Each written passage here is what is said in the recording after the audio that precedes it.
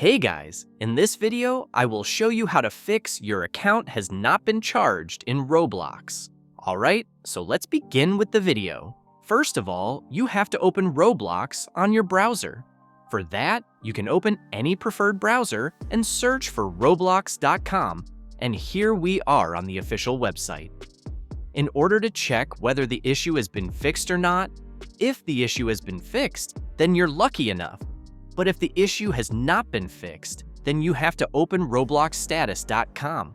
So let's open a new tab and search for robloxstatus.com. Then you have to choose this link, and once it is loaded, you have to confirm the operational status of the Roblox system.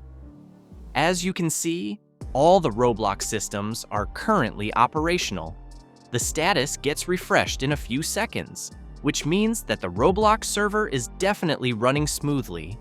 But if you are experiencing what is referred to as a service disruption, then your best course of action is to wait until the system returns to operational status.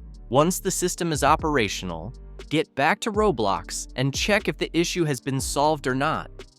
If you are still facing the same problem, then stop using Roblox for a few days or restart your computer.